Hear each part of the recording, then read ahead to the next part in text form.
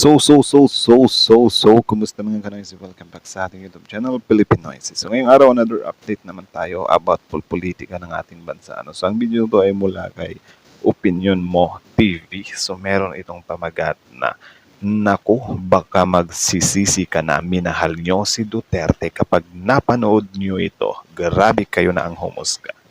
Anyways, happy birthday nga pala kay FPRRD. So, tanggalin na lang natin yung yung mga pananagutan niya muna sa ICC at bilang tao na lang din, especially meron naman talaga siyang nagawang mabuti nung term niya, like yung mga passport ginawa niyang 10 years, yung mga driver's license or whatsoever. So maligayang kaarawan FPRRD. So ito naman, tingnan pa rin natin tong video to. So bago natin simulan, Opinion Mo TV, supportahan nyo yan. Tapos syempre, kung trip nyo naman ng mga ganitong reaction video, may kasama kayo manood, huwag nyo na rin kalimutang supportahan yung YouTube channel natin, Pilipinoises.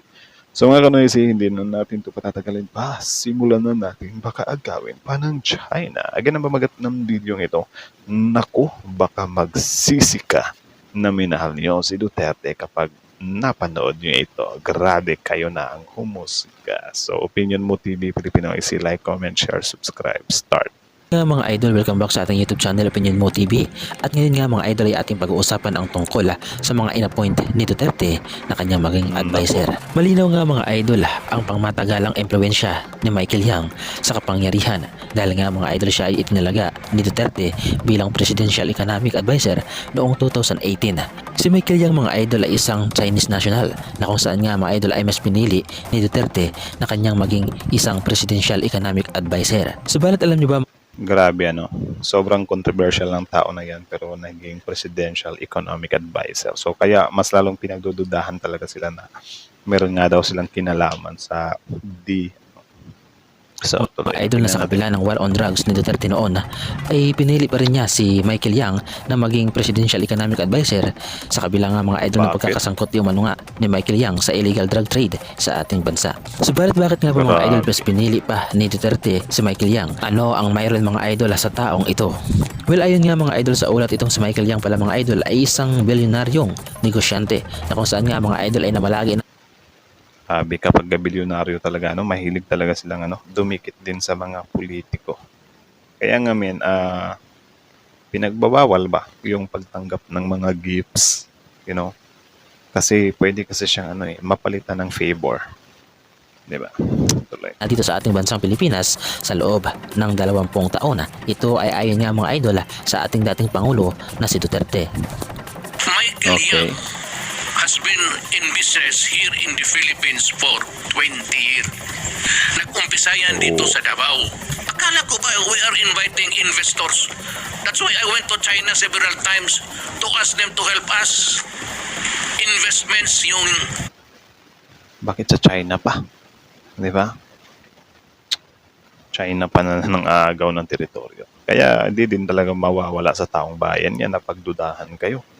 Na mga pro-China kayo. Kasi wala grabe yung dikit talaga yung dikit talaga yung ugnayan nyo sa China dati. 'Di ba? Like ngayon nga lang nasiwalat bulol. Ngayon nga lang nasiwalat lahat ng mga 'di ba? Mga di magandang talaga pagpasok ng mga Chinese dito sa Pilipinas. Do hindi natin nila lahat. Pero yung mga spies, mga drug lords or whatsoever, is ang lala, men. Like, legit. Pera nila, ibuhos mo nila dito para magkaroon tayo. Ako ang nag-utos kay Duque. I want it done immediately. Sabi ko sa kanya, wag mo, it's not 1 day, 1 month, 2 months, it's 1 day, 2 days ka lang. Ako ang nagsabi sa kanya, I am sure, ito yung word ko, reviewin niyo yung tape. I am sure there is a law which would exempt you from bidding. Hindi na kailangan mag-bidding. Mamadalian to, pandemic Grabe, So, kayo, masasabi nyo doon? Komento nyo na lang din sa baba. Kaya nang bahalang humusga. Lahat tayo nakatago sa bahay. So, ang minabuti ni Duque, nag-bidding pa rin. Ayon nga mga idol sa mga ulat, sa Michael Yang at ang kanyang kapatid ay sangkot sa mga illegal na droga na transaksyon sa ating bansa. Subalit bakit ito mga idol nangyari at bakit ito pinahintulutan ng ating dating Pangulo? Ngayong alam naman niya mga idol na siya mismo ay ayaw na ayaw sa droga. Well, kung napapansin niyo mga Kaya nga eh, sobrang weird, 'di ba? Sobrang creepy. Sobrang, ewan ko, di mo maintindihan talaga. Bakit ganun? Bakit ganyan? Bakit ganito? Mga idol, marami ang namatay sa mga gumagamit ng mga illegal na droga. Subalit wala tayong nabalitaan Tapos, mga idol masyado na napatay niya yung mga nagtatransaksyon ng mga illegal na droga. Ayun nga mga actually, tama naman yun na wala tayong nabalitan masyado kasi magagalit yung mga DDS niyan eh kapag kasabihin mo na walang naaano na mga big fish or whatsoever kasi meron nga naman daw talaga. Pero yun nga lang, konti lang. Tapos, hindi talaga yung pinaka-resources yung ano, yung mga next big fish lang din. Wala talaga, hindi talaga yung tipong big fish talaga, ano. Kaya nga, up until now, tuloy pa rin. idol sa Bureau of Immigration, si Tony Yang, na kapatid ni Michael Yang, ay nahaharap sa deportasyon. Ito ay dahil nga mga idol sa pagpapanggap bilang isang Pilipino. Ito ay upang magawa niya mga idol ang kanilang mga maitim na balak sa ating bansa na kung saan nga mga idol ay itinayo niya ang Pugo Hub na binuo sa Tarlac at Pampanga. At habang ang kapatid Yan din, yung Pogo Hub din na yan. 'Di ba? Diyan nagbabackfire si FPRRD kasi dati, yun nga daw, yung mga reasoning niya is para daw investment dito sa bansa natin, magkakaroon tayo ng pera. Pero men, yung sandabakbak ba naman na connection ng Chinese, 'di ba? Sa kahit saang ano, yung pati yung kuryente nga, 'di ba? Yung anong kuryente nga yun? NGCP ba yun? Correct me if I'm wrong. Something like that. May Chinese. Tapos itong mga Pogo, may Chinese. 'Di ba? Tapos yung mga Chinese spy, sobrang dami pa. Yung mayor ng Banban, Chinese. 'Di ba? Like, parang unti-unti na tayong sinasakop eh. 'Di ba? Kaya sobrang alarming. Kaya nga, kung sasabihin dito ni FPRD na ginawa niya lang yun kasi makakuha tayo ng pera, sobrang reckless naman, 'di ba, kung hindi pinag-aralan itong mga ganitong part na pwede na palang makapag ano or pwede na siyang maging dahilan na maatake yung national security natin. 'Di ba? My goodness. naman niya mga idol na si Michael Yang na nagsilbi sa ilalim ng dating Pangulong Rodrigo Roa Duterte ay may utos ng pag-aaresto. At ito nga mga idol ay dahil sa pagkakasangkot o dahil sa 3.6 bilyong drug buy bust sa Pampanga na napabalitaan nga mga idol na itong si Michael Yang ay nagtatago sa bansang Dubai.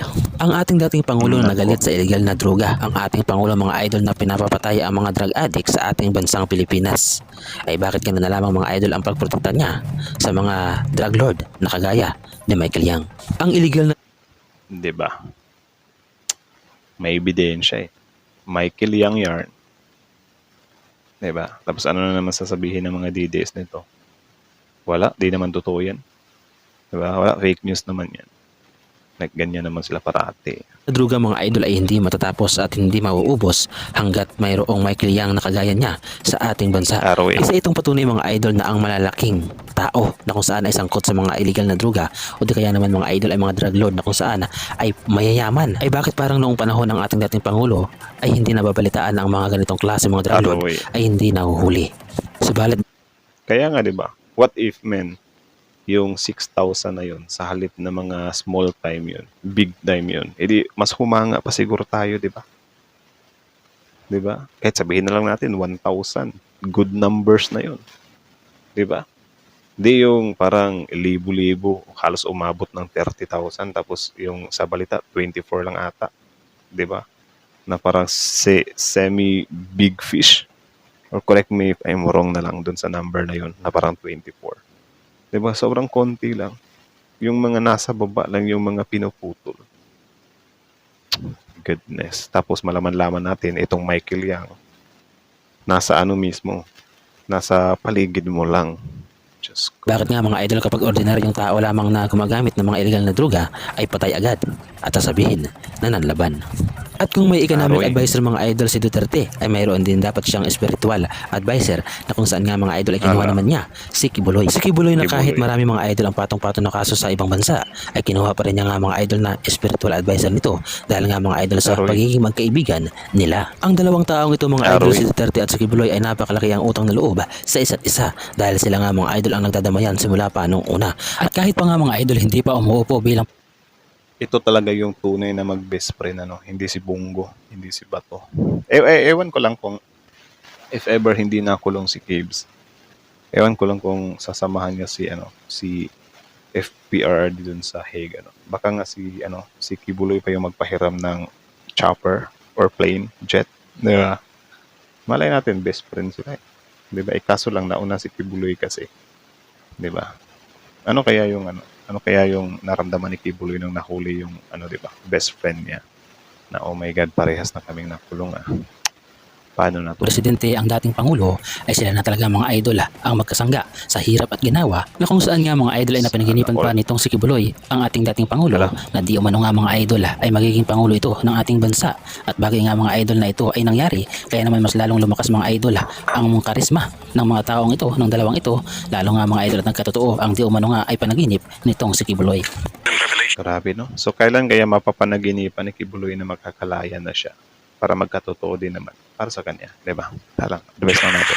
Where sa dream na yon, Mayor Duterte sent for me in an airplane. Sabi ko sa sarili ko, ano ba itong nangyari na to? Na itong si Mayor Duterte, bakit presidente na siya ng Pilipinas? So that was 18 years ago. Yung aeroplano ko, bago yung jet, bago yung chopper ko, binili.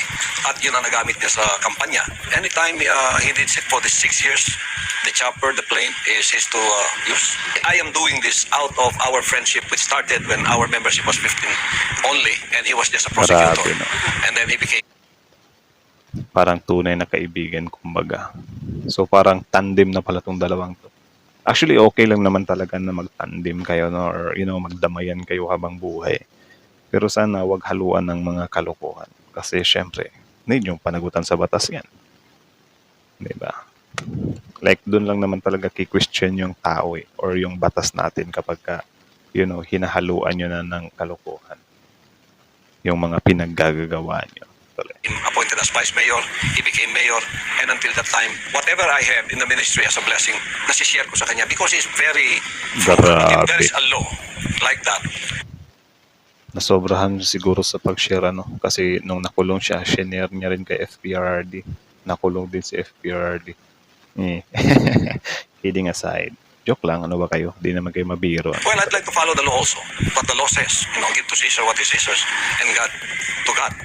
But the love and compassion in my heart for helping is there, and I am not expecting anything in return. Sila mga idol ang mga kinuhang adviser ni dating Pangulong Duterte. Kung kayo ang tatanungin mga idol, ano ang masasabi ninyo sa mga katauhan nila? Ano ang masasabi Okay lang naman na mag-advise sila. Bahala sila sa buhay ninyo nila. mga idol kay Michael Yang? At ano naman ang masasabi ninyo kay Kibuloy? Na kung saan nga mga idol ay may mga parehong kaso na ngayon ay kinakaharap. Ano ang masasabi ninyo mga idol? At ano ang inyong opinyon tungkol dito? Ibahagi mo naman mga idol ang iyong reaksyon. So, yun lang naman mga kanoisis. So, kayo, ano masasabi nyo dito? Comment down below. Tapos yun, pag-usapan natin yan sa comment section. So, again, ang video yun ay mula kay Opinion Mo TV. Supportahan nyo yan. Original video link in the description box below. Panoorin nyo rin, subscribe nyo rin. Tapos syempre, bago nyo iwan yung YouTube channel natin, Pilipinoise, don't forget to like, comment, share, subscribe. Excuse me. So, yun mga kanoisis. So, kayo, ano masasabi nyo doon? Grabe yung yung Michael Yang, 'di ba? Na parang tama nga naman, 'di ba? Sangkot din para sa pinagbabawal na D, 'yan. 'Di ba? Tapos malaman-laman natin kinaibigan mo pa, may connection pa kayo. So parang maki-question tuloy yung pag-fight mo sa war on D, 'di ba? Tapos meron ka palang kaibigan din na big fish. So parang ano 'yon? Doon sa baba ang kinakawawa, tapos yung mga big fish is parang wala lang. Nakaka-banding lang. Kasama lang. Advisor pa. Diba? So parang makaka-question din talaga. Actually, parang may nakita din ako dati na mga videos about dito kay Michael Yang And then, yun nga, parang ang lala na pala nito. Or may something nga daw pala talaga. So kayo, anong masasabi niyo doon? Diba? I-comment nyo na lang sa baba din yung kaya pala ang title ng video to, baka magsisisi ka na minahal nyo si Duterte. Pero I think hindi lahat yung magsisisi kasi yung mga DDS naman, di ba, is up until now is sobrang iniidolo pa rin talaga nila si FPRRD. So ewan ko kung ano yung explanation nila dito. Baka sabihin naman nila na hindi totoo yan, di ba, set up lang yan, di ba, parang piniframe lang nila sinisiraan lang nila, dinudungisan lang nila yung pangalan ni Michael Yang or whatsoever. So, kayo na lang bahalang humusga talaga. Diba? Kasi, wala na, hindi natin i-expecto na paniniwalaan to ng mga DDS. Especially kapag hindi ito papapor sa kanila.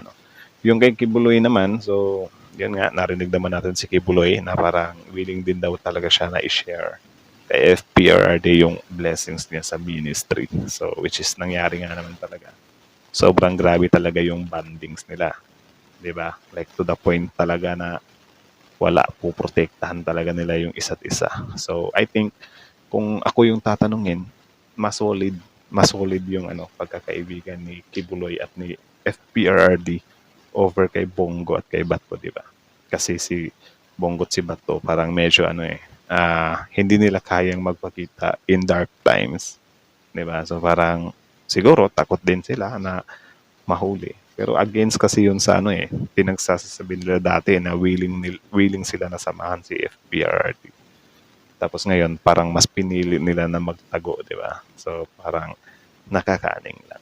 So anyways, kayo mga kanaysi, ano masasabi nyo dito? Comment down below. Tapos yun, pag-usapan natin yun sa comment section. So again, about pala to kay Michael Yang at kay Kibuloy, kay PRRD. So kayo na lang bahalang humusga. Komento nyo sa baba, and then that's it. Thank you so much for watching. Filipinoises is out. Like, comment, share, subscribe. Filipinoises is out.